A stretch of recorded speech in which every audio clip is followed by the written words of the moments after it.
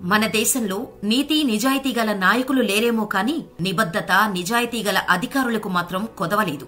నీతి నిజాయితీ అనే పేరుకు ఇంకో రూపమే ఈ ఐఏఎస్ అధికారి యు సగాయం. 23 ఏళ్ల సర్వీసులో 24 సార్లు ట్రాన్స్ఫర్ అయ్యాడు ఈ ప్రజా సేవకుడు. 48 గంటల్లోనే 2 సార్లు ట్రాన్స్ఫర్ చేయబడ్డాడు అంటే అర్థం చేసుకోండి.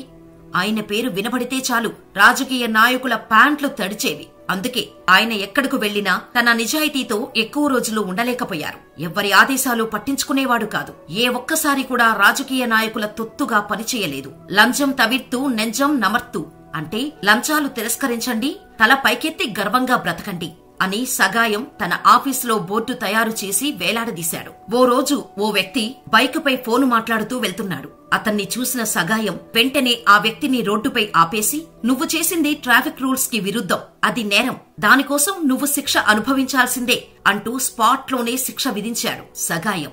ఆ శిక్షేంటో తెలుసా? 24 గంటల్లో 10 మొక్కలు నాటాలి అని. సగాయం మాటలు విన్న ఆ వ్యక్తి షాకైపోయాడు. సగాయం ఓ సాధారణ రైతు కుటుంబంలో జన్మించి ప్రభుత్వ బడిలోనే చదువుకొని ఈ స్థాయికి వచ్చాడు. 1999లో చెన్నై సమీపంలోని పెప్సీకోలా బాటిలింగ్ ప్లాంటులో చాలా బాటిల్లో ధూళి కనిపించడంతో ఎవ్వరు చెప్పినా వినకుండా, ఎలాంటి పైరవీలకు తావివ్వకుండా ఆ ప్లాంట్ ని సీల్ చేసేశాడు. కేవలం ధూళి కడిగేస్తే పోతుంది, దానికెందుకు సీల్ వేయటం అని డౌట్ రావచ్చు. అందుకే సగాయం ఇలా చెబుతాడు. చట్టంపై అధికారం మరియు జ్ఞానం ఉన్న నిజాయితీపరుడు ఏదైనా చేయగలడు. అది నిజమే కదా? ఐఏఎస్ అధికారి సగాయం నిజాయితీకి గుర్తించిన ఎన్నికల సంఘం అతని కెరీర్ రికార్డును గమనించి 2011లో మదురై కలెక్టర్ గా పోస్ట్ చేసింది. అయితే మదురైలో అక్రమంగా గ్రానైట్ తవ్వకాల వల్ల 1.5 కిలోమీటర్ల పర్వతం తుడిచిపెట్టుకుపోయింది.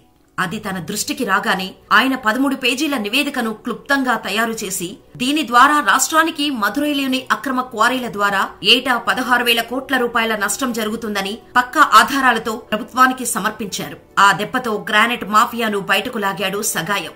ఆ గ్రానైట్ కుంభకోణంలో పీఆర్పీ ఎక్స్పోర్ట్ యజమాని, రాజకీయ సంబంధాలున్న బిలియనీర్ పిఆర్ పళనిస్వామిని అరెస్ట్ చేసి అతని కంపెనీకి సీలు వేశారు. కేంద్ర రసాయనాల శాఖ మాజీ మంత్రి ఎంకే అళగిరి కుమారుడు దురై దయానిధికి చెందిన ఒలింపిస్ గ్రానైట్స్ కూడా అక్రమ క్వారీకి పాల్పడినట్టు ఆరోపణలు వచ్చాయి.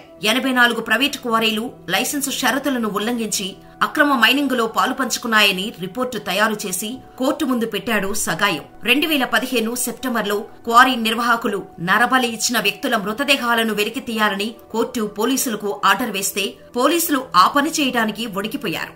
కానీ ఆ సమయంలో సాక్ష్యాలను సేకరించడానికి రాత్రంతా ఆ శ్మశాన వాటికలోనే ఉండి మృతదేహాలను బయటకు తీయాలని నిర్ణయించుకున్నాడు సగాయం. ఆ క్షణంలో తీసిన ఫోటోనే ఇప్పుడు మీరు చూస్తోంది.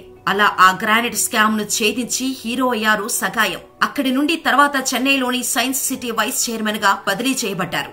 ఆయన ఎక్కడికెళ్లినా నీతి నిజాయితీ వల్ల విపరీతమైన ప్రజాదరణ పొందేవాడు. ప్రజలకు తను ఎంత చేయగలడో అంతా చేసేవాడు. తన 30 ఏళ్ల కెరీర్లో 25 సార్లు బదిలీ చేయబడ్డాడు. ఓ ట్రాన్స్ఫర్ కు 5,000 మందికి పైగా గ్రామస్తులు నిరసన వ్యక్తం చేసి ఆయన కోసం కన్నీరు పెట్టుకున్నారంటే ఆయనంటే జనాలకు ఎంత అభిమానం ఉందో ఇట్టే అర్థం చేసుకోవచ్చు. మరి సగాయం స్టోరీపై మీ అభిప్రాయాన్ని మాకు కామెంట్ చేయండి. వీడియో నచ్చితే లైక్ చేయటం మాత్రం మర్చిపోకండి. ఇలాంటి మరిన్ని స్టోరీస్ కోసం మన ఛానల్ ని సబ్స్క్రైబ్ చేసుకుని నోటిఫికేషన్ ఆన్ లో ఉంచుకోండి.